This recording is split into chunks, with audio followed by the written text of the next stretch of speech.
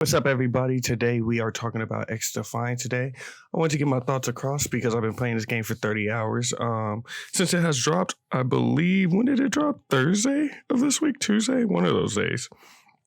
But I've been playing it since then, and it's pretty good. I'm not going to lie. This review is coming from someone who is in a dry spell, I would guess, in the sense of first-person shooters or just the shooter market in general.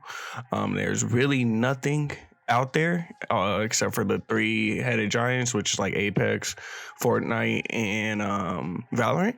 So this coming out was just something nice, and also I've been wanting a quick arena shooter, so just keep that in mind. This is coming from the perspective of someone who's just wanting to play something like this, and very excited to play something like this. But quick, before we get started, this is basically just a fresh, just me, one take. So you will be hearing the word a lot. I will be trying to edit out as much as I can, but it does keep me trained. Just wanted to let y'all know. But yeah, let's get into the positives of this game first. So first off, this is, like I said, a quick arena shooter. It's get in, get out. The matches only last like 15, 20 minutes. Not even that. I wouldn't say 15, 20 minutes. That's a long ass time. I would say like maybe 10 matches. They're not that long. They get in, get out. The gameplay is very, very similar to Call of Duty. I would say if any Call of Duty it would play like is Black Ops 4. Very similar. It gives me Blackout energy. If you remember the Battle Royale, because of the abilities kind of, and also just the way the gunplay feels and the way that the movement kind of feels. But overall, it's a very quick, twitchy like shooter. You can slide. The slide is very mobile. You can quick jump slide. I think a lot of people that are looking for that type of gameplay will find it in this game. But overall, I think it's a really good game. The game modes in the game are very similar to Call of Duty. Dominations, your hard points. They have a mode that's very similar to Kill Confirm, but except in this mode, when you gather up the confirmed kills, you basically become like a super soldier. Your gun shoots faster, you move faster. They have domination. I don't know if I said something about domination. They don't have a team deathmatch mode, and they don't have a search destroy mode, which is kind of crazy for like a game like this, which is basically more of a hero-based shooter. Like I said, with the Black Ops 4 elements, each class represents a franchise for the Ubisoft team. So there is the Ghost Recon team. I know there's a Far Cry team, which is like the Far Cry team. They have the Fire team, which is the Division team, which is like the firefighters from the Division. And then they have, why can't I think of them? Splinter Cell. There's a Splinter Cell team. There we go. I mean, each class, which I would say is very valuable. I had to play through all the classes, which I'll talk about the challenges later, to get like certain characters, to get all the characters.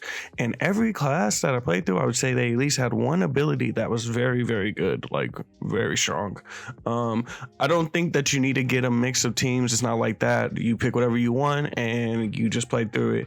Most of the guns in the game are very valuable. That's probably one of the strongest points about the game. I think that you might use a gun and your friend will be using a completely different gun, and you guys probably will still be fragging at the same rate, which I think is amazing. There's not really, like, as of right now, it doesn't seem like there's a meta. Maybe one point there will be. The game is very early, but as of right now, every single gun seems very valuable. The snipers are very good. I haven't heard good things about the shotgun. That's the only thing I haven't heard about. In the light machine guns, I'm not a light machine gun guy, but every other gun I heard is pretty much valuable. Great maps overall. I think these are better maps than any of the Call of Duty maps that have came out in the new generation. All of the latest Call of Duty maps are pretty bad. These maps are really, really good. They are inspired from the games that they come from. So there will be a Ghost Recon map. It'll say in the game, it'll actually notify you and tell you that this map is from that franchise. This had to be a really, really cheap game to make because they stole a lot of the assets. Like the character models are from their games. The actual map assets like Division Mayday 1, it looks like it's literally pulled from the game, the Division 2. So like this game had to be cheaply made, which is a smart idea. I think more games should do this because this could work if they do take advantage of what they have here. But overall, like I said, great maps, 3 lanes like every good Call of Duty map setup is. The layout, like the layouts of the maps, like how they look in the sense of visually are cool. They're like cool landscapes. If I had to say there's probably like 2 or 3 maps in the game that I would say are terrible, all the rest are like good or serviceable. So I'm really impressed about the maps for this team. Unlocking the characters, so like I was saying earlier, there's multiple characters that you can unlock. It's just cosmetic. It's not like each character has like a different each character has like a different ability in the factions. They're just cosmetic, and you have to do challenges. It's the same. You have to do challenges to unlock weapons as well. So at one point I had to hip fire with a submachine gun to unlock the P90. So I really like this. This is very old school. This is like back in the day when like Gears of War 3 or 2, one of them. I think Gears 3 had all them challenges where you would unlock characters. Like back in those days where you like actually did something to unlock the character. It was a cool that's what's really cool about this, kind of like a homage to all the like quick arena shooters. So I hope it really stays, because there's not that many like this. The landscape is very tactical shooters. But the unlocking of the characters and the challenges were cool. They were easy. They were quick. Honestly, if you didn't like probably put like sit there and like try to focus on them, you'll eventually do them. They're not that hard or anything like that. The biggest key to this for everyone, I really don't personally care, is there's no skill-based matchmaking, which, if you don't know, is basically no matter what, you will always have a backwards rating in most shooters, and pretty much everything. Even in Valorant, you'll have like a backwards rating that the game tries to keep you and calculate it in that range. And even in competitive, even if you're playing competitive in a game, you will always still in that range. And so like, let's say if you're gold, but I'm gonna just make up a number, let's say your rank and your actual rank is like 12,000 or something like that, you will play with the 12,000 to 13,000 rank gold players. So that's how they do most matchmaking in games. They do it pretty much to do like team balancing. I don't really feel like it ever does that in most games. I feel like it's still the same thing. Or you just, in some cases, and this is why a lot of people are excited about the no skill-based matchmaking, is like the people that are really good at these games, they have to deal with sweats.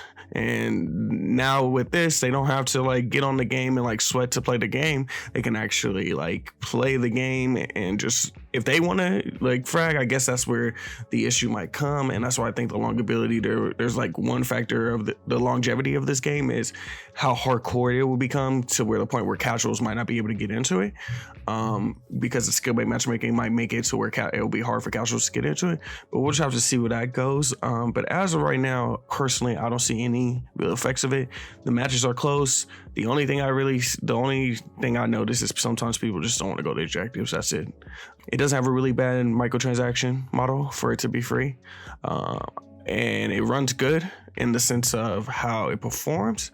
Overall, the netcode is the issue, I would say, in the sense of performance. Sometimes you will be running past a wall and you'll still get shot and be dead. You'll do it sometimes. Like there was one time where I did it. It was pretty obvious I did it, and I like laughed about it. It's really kind of, it's bad. I think that it was always been a bad thing since the beta. This game had a beta at one point. And this is going to get into my negatives when we go to in a little bit. But this game had a beta, and I guess the netcode was bad in the beta, and it's always been an issue. So hopefully at one point they fix this. It's Ubisoft. They usually have bad connection issues. I know this game launched terribly. It launched with issues to the point where people couldn't even play it for like the first 3 or 4 hours.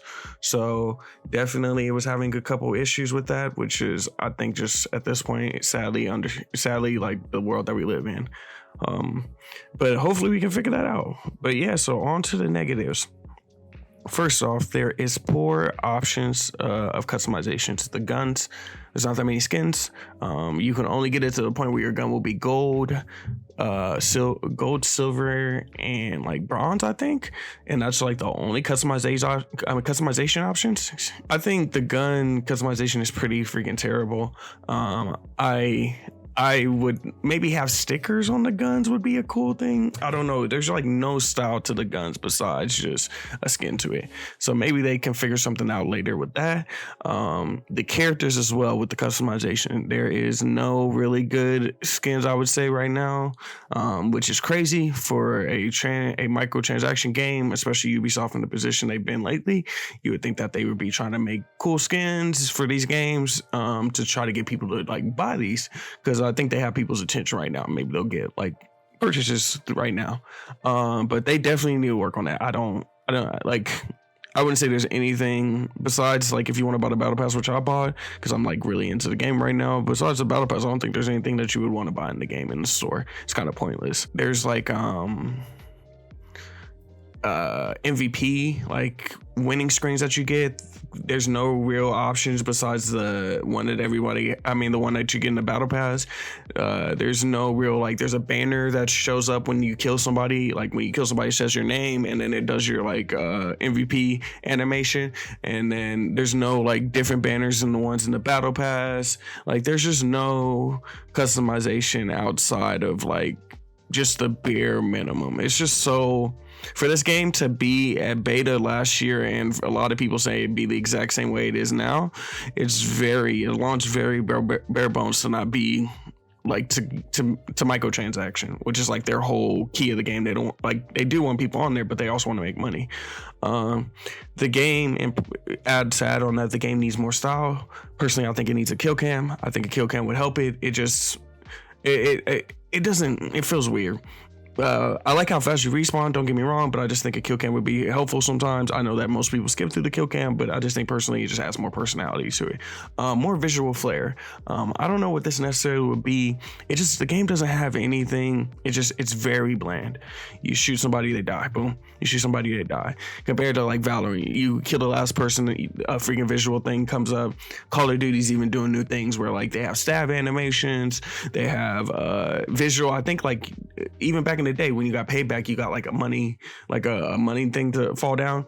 Like it's just no visual like representation of like in general of Ubisoft, the company. It's so weird that this is a combination of all of Ubisoft and they don't like at all celebrate themselves in it. I just think that they need to do something in a sense of visual flair. More visual flair would be cool. I think payback, like if you kill somebody, maybe money drops, or maybe even death animations where like you drop like something different, like maybe like you drop sonic rings or something like that. Drop like rings or something like that, like just stupid stuff like that. I think it would be would add to the game, just the stupidness of the game, because I think the game is very silly and arcadey. To add on to the Ubisoft layer, there is no Ubisoft love. There's no guns that represent anything of Ubisoft. It's like these guns are literally taken from the Division and Ghost Recon games, and they were like, "Yep, all right, for sure.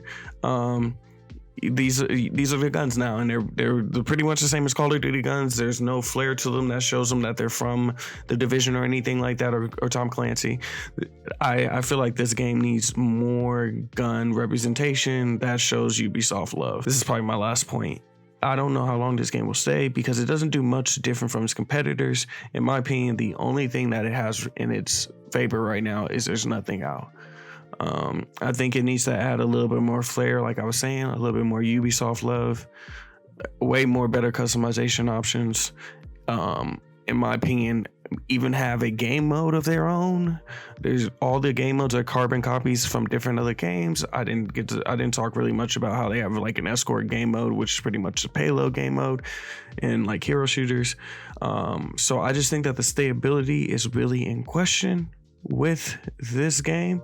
And I just don't know how they can be different besides maybe buying into the Ubisoft, which is putting in more Ubisoft style guns instead of having all these military shooters, maybe making some game modes and throwing some Assassin's Creed characters, throwing some Rainbow Six characters, and then go from there. I even think this game would even benefit from maybe a search and destroy type of mode. It doesn't have one of those. I think a search and destroy mode would be actually pretty good in this game, like a one life game mode, even though I just said that I don't want this from this market, but I think it actually would benefit since it's a hero-based shooter.